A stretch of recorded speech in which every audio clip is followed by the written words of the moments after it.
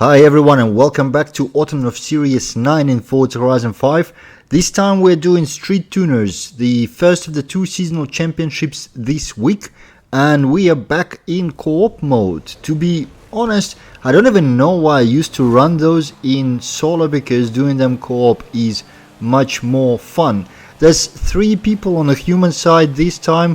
One of them is on my convoy, Oliver. If you happen to be on the official Forza Discord server, you would know Oli. He's one of the nicest guys I have ever met in the internet. The second person is a random. We joined public co-op, and you can see Chazzy is messaging me because he was on the convoy with us, but for some reason he glitched out and didn't join the race, but he'll join us for the second championship. So the car restrictions for this champ is modern sports cars in B class, and as you can see we are doing street racing at the night and in the rain.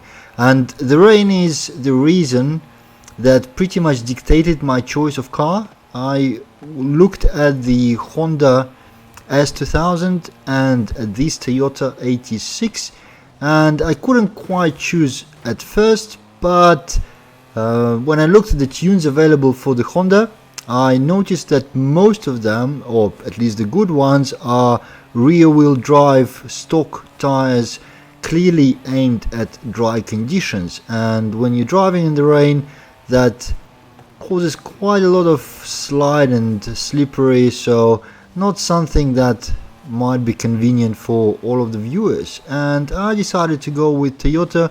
I'm running Bart's tune in all-wheel drive, and even though I am missing some of the corners just like now, it's still way more controllable. It's pretty decent in terms of holding the line, and very easy to drive.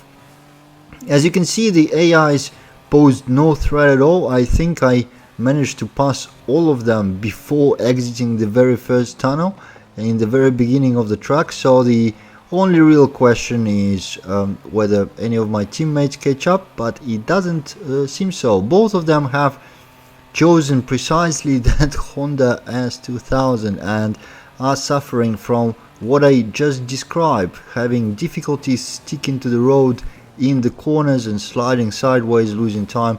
It doesn't really change much in terms of the outcome versus AI, but the pleasure of driving is obviously much higher if you drive something you can easily control and that performs well. So that's it for the first race. You can see our teammate likely missed a checkpoint somewhere and fell down to the last place, but that didn't change anything in terms of outcome. Easy victory for Team Humans, and let's move on to the next race. Let's not wait for everyone to time out. The second race takes us to Granjas De Tapalpa, or Tapalpa Farms, and as you can see the rain is even heavier. It's not yet a storm, but as close as it gets to it without turning into tropical storm. So heaviest rain available in Forza Horizon 5. So the advantage of our all-wheel drive will be even more pronounced right here, and as you can see, really, oh wow, that's a suicide AI that decided to take me out at the cost of himself going out, but that is not gonna help him. You can see the S2000 of my teammates sliding in the corners. Even on the straight, you can see how much more stable my Toyota is compared to their Honda, because they need to course correct all the time just to stay on the road. Now we passed the last AI for the first place at a quarter of the race, so yeah, this is definitely a recommendation to run in this race. And as you can notice, when I run these championships together with other people, I actually get traffic, and that caught me off guard in the previous race when I slammed into the rear end of one of the NPC cars, going to a complete stop on the track. I'll try to not repeat it this time, but that's a good change for me, I guess, because I've not seen any NPC traffic in street racing, since, I don't know, since like the second series of Forza Horizon 5. For some reason they disappeared from my Xbox Series X. They still pop up if I play on my kid's Series S, so it's something console related. But I don't feel like uninstalling the game and re-downloading 100 gigabytes. So as long as NPC traffic is back there in co-op, that's probably how I'm gonna keep running this game. As you can see, our teammates are also in nice position, which gives us a absolutely obvious win versus AI. Oli is in third, and I expect him to pass that AI as well before the end of the race.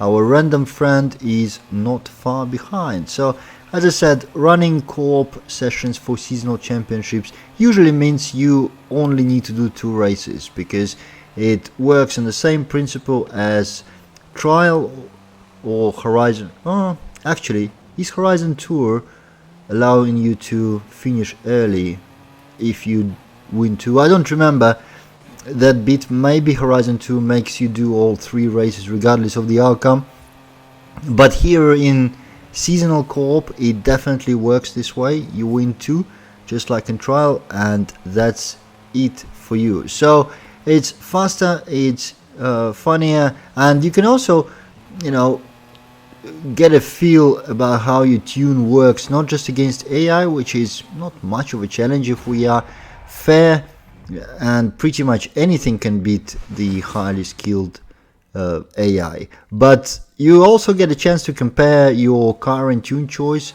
against human players, which is always good, because maybe the same car combination can be used elsewhere outside of just seasonal championships. And with that, the second race is over and the championship is ours. We get the prize. I can't quite remember what the car prize for this champ is. It is, oh yeah, Corvette Stingray. Alright, thank you for watching, guys, and I'll see you in the next one.